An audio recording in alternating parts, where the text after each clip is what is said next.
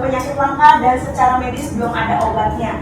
Beliau pernah sampai mengalami lumpuh, tapi akhirnya beliau mengubah pola makan, belajar, dan melakukan trial dan error sampai menemukan pola makan yang sesuai dengan kondisi tubuhnya. Beliau percaya kalau nutrisi yang tepat akan memberikan hasil yang tepat untuk tubuh kita.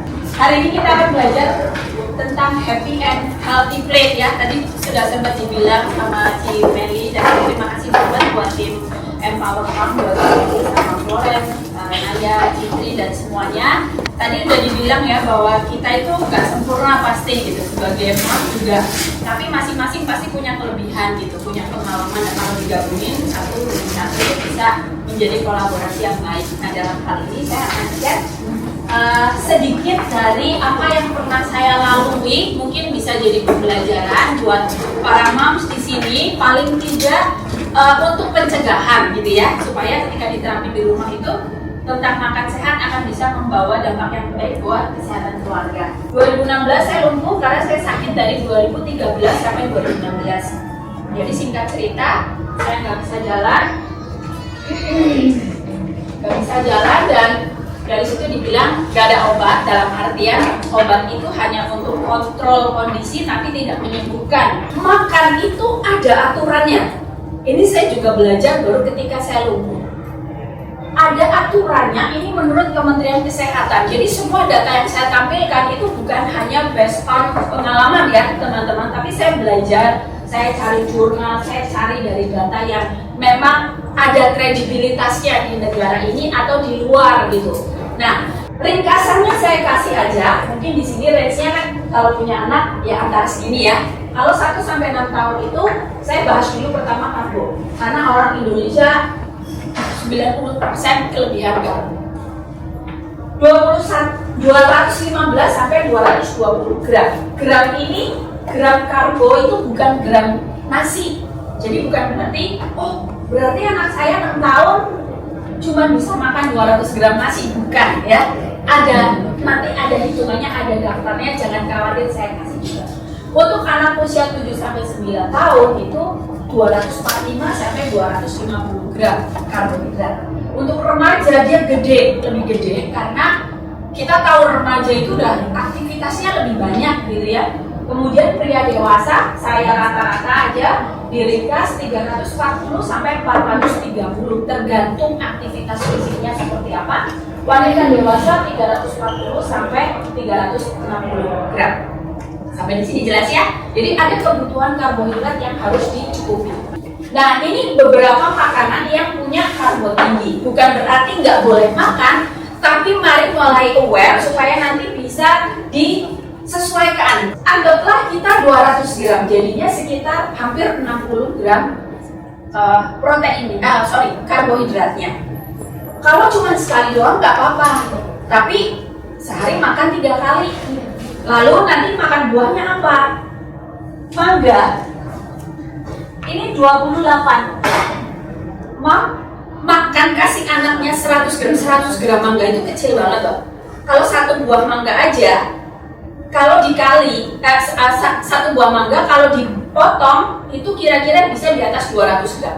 Kalau dikasih semua ke anak padahal dia baru makan nasi, tinggal ditambah ya 28 gram kali misal 200 gram aja dia dikasih, kan manis dia karena kan suka. Terus tadi baru makan nasi, habis makan nasi kita kasih dessertnya mangga langsung. Jangan heran kalau dia loncat-loncat gak berhenti. Karena apa? Dia kan tidak, itu memang badan bekerja seperti itu. Jadi kalau kita mengerti bagaimana sistem kerja tubuh kita itu akan lebih enak nanti menyesuaikan. Ya, nah ini adalah jenis-jenisnya. Saya kasih contoh, nanti bisa dibaca sendiri. Yang diperhatikan contoh ini, kurma. Kurma ini adalah karbohidrat utama saya di rumah. Karena saya hanya cukup makan 1 biji kurma dan saya bisa nge-gym dengan beban berat. Karbohidrat itu kan kandungannya glukosa. Dia dibakar untuk jadi energi. Ini contoh makanan orang dewasa, gitu ya. Pancake, tadi misal gluten free itu kan orang identiknya sehat ya. Tapi kita lihat karbonnya itu, saya kasih salah satu brand untuk menjadi contoh. Nanti Mas belajar kalau beli sesuatu baca labelnya.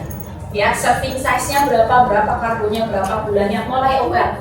Nah, di situ ditulis 95 gram. Saya lihat dari kemasannya. Lalu misalnya pakai susu coklat bikinnya supaya ada rasa. Dia nambah. Nasi saya anggap kecil aja deh, porsinya cuma 200 gram. Sama sup kacang merah. Nah, sup kacang merah tadi udah banyak karbonnya. Terus ditambah nasi gitu ya, misalnya meskipun cuma sedikit. Lalu ada sayur. Malam misalnya nasinya berapa? Ada ayam goreng paha misalnya kan gitu, 1 teh manis minumnya gitu, karena habis capek seharian gitu ya, perlu yang segar-segar, minumnya teh manis.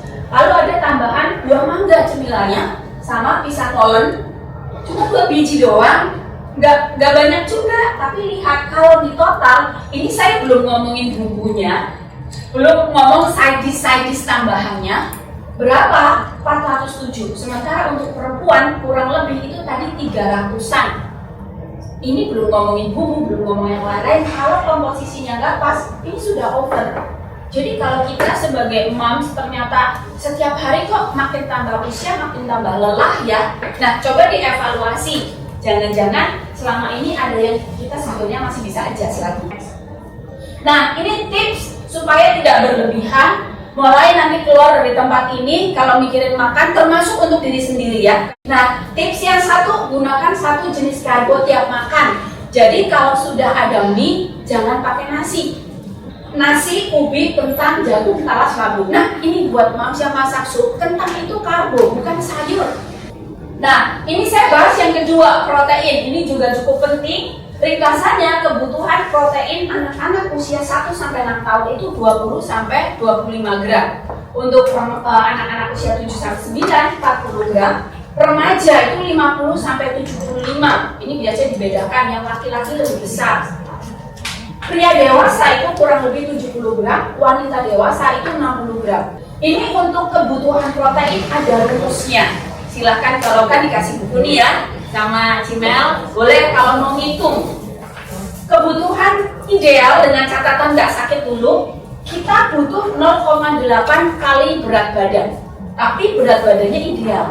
Contoh saya tingginya 153, berarti berat badan ideal saya itu di 43 sampai 53 gitu. Ini contoh dari per 100 gram bahan makanan mentah ya, dari mentah dasarnya, dan kandungan proteinnya berapa. Contoh, 100 gram tempe itu proteinnya 20 gram. 100 gram tahu proteinnya 8. Nah, ini catatan yang perlu diperhatikan. Menurut Kementerian Kesehatan, ini baru Kemenkes ya, ini kan saya harus kasih tahu Indonesia punya dulu. Kita tuh punya standar ini untuk orang dewasa, 3 porsi sayur dan 2 porsi buah 1 hari untuk kondisi normal.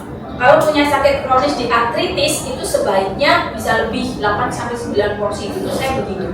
Dan porsi sayur harus, saya ulangi ya, porsi sayur harus lebih besar daripada buah. Asupan kolesterol maksimal ke badan kita itu adalah 300 mg kurang lebih, dan itu ada di 2 kuning telur. Apa sih akibat kekurangan protein? Protein ini ibarat komponen pembangun. Tadi ya kalau bilang sakit, tubuh kita ini waktu sakit kayak rumah yang lagi rusak. Jadi saya share betul-betul apa yang saya alami dulu, dan saya berharap, saya berdoa teman-teman yang dengar sharing saya itu bisa perbaiki dari sekarang sebelum ada damage yang parah seperti saya dulu, karena ketidakmengertian ya dulu. Ini contoh menu sehari real food. Nah, kalau kelas saya, kalau materi saya selalu membahas real food teman-teman. Jadi supaya ngerti dulu kenapa nanti nggak akan mendapati ada nugget, ada sosis, itu adalah makanan ultra proses.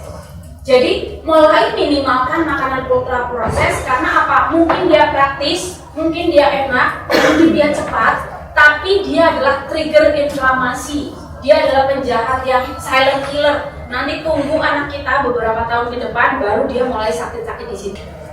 Lemak baik, bukan lemak jahat. Jadi saya nggak bahas goreng-gorengan pastinya ya. Bukan berarti nggak boleh, boleh tapi batasi. Bagaimana cara mengubah? Mengubah itu tidak harus langsung perfect. Kalau pagi, siang, malam biasa goreng, mulai kurangi jadi 1 hari 1 kali aja. Nah, ini adalah lemak baik, ada di tahu, ikan, chia seed, kacang-kacangan, kelapa, telur, alpukat, keju, dan yogurt. Kelapa itu nggak ada kolesterolnya ya. Jadi jangan takut kalau misalnya saya makan santan kolesterol, enggak, tapi lebih ke lemak. Jadi kalau untuk orang-orang yang mau turunin berat badan, jangan banyak makan santan-santan. Bukan karena kolesterolnya, tapi karena lemaknya sangat tinggi. Gitu. Nah, sekarang saya bahas mikronutrisi, artinya bukan nggak dibutuhkan, tapi komposisinya tidak sebesar tadi. Nah, mikronutrisi ini ada di sayur dan buah. Idealnya, kalau dalam 1 minggu kita bisa konsumsi 35 jenis nabati. Nabati itu berarti dari biji-bijian, sayur jenis ya, bukan porsi, tapi jenisnya dirotasi. Itu sudah cukup membuat prebiotik atau lingkungan di pencernaan kita itu sehat. Jadi kita nggak butuh probiotik tambahan. Dan akan bisa memenuhi mikronutrisi ini. Vitamin D itu pagi, kalau misalnya suplementasi, karena dia kalau dengan bantuan sinar matahari penyerapannya jadi lebih bagus. Ini adalah pola makan standar yang ideal, yang umum. Minim makanan ultra proses, jadi yang masih kasih bekal anak nugget, sosis, gitu yang pabrikan ya. Kalau homemade masih mending, tapi kalau yang pabrikan ya perlu diwaspadai karena bacalah labelnya. Semua bahasa-bahasa aneh yang kita nggak tahu itu perlu dicurigai karena itu bukan makanan. Ya, itu adalah tambahan yang sebaiknya itu dibatasi. Lalu jangan kebanyakan makan chips, misalnya yang pabrikan, kemudian minuman bersoda tinggi garam, makan minuman-minuman modern. Itu kita sedang disuruh bertobat kembali ke jalan yang benar. Nah, ini salah satu jebakannya dari UPF dengan klaim sehat. Dibilang ini lebih sehat. Contoh, oat milk dan almond milk, ini maaf typo. Almond milknya ini pabrikan ya, beda kalau yang memang homemade, yang memang dibikin almond di blend gitu, disaring itu lain. Tapi kalau yang kontakan, bacalah nutrition fact-nya. Oat milk itu ibaratnya hanya mengandung nggak sampai segenggam oat, sisanya itu kimiawi. Dan itu kita kasih ke anak-anak karena dipikir lebih sehat daripada susu.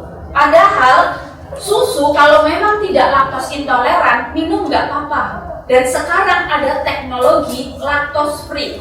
Jadi tetap susu sapi, tapi sudah dibuang laktosnya. Itu lebih mending karena memang susu sapi dibuang laktosnya daripada dikasih kimiawi yang oatnya nggak seberapa. Almond juga begitu. Dari 1 kotak susu almond pabrikan itu ibaratnya almondnya cuma 5 biji. Sisanya itu kimiawi dan kita bilang, wah aku udah makan sehat. Ini quote hari ini, ya keadaan kita hari ini adalah hasil atau produk dari kebiasaan kita yang kemarin-kemarin. Jadi kalau misalnya kedepannya mau lebih baik, maka kebiasaannya yang perlu dirubah. Dan salah satu kebiasaan di rumah yang kita bisa ubah adalah dari keseimbangan nutrisi. Oke, next ini masalah sedikit tentang meal planning. Kalau tadi udah tahu nih.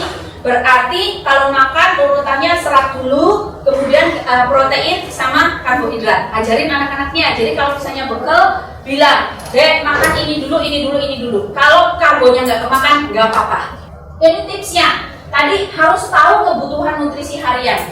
Kalau nggak tahu, ini potensi kebuangnya banyak. Paling nggak itu proteinnya dulu. Ya, proteinnya cukup. Di rumah disiapin, diatur atau di planning. Jadi kalau misalnya yang ngantor, yang kerja di luar, yang habis ngedrop anak terus kerja misalnya, nanti bisa lebih presisi.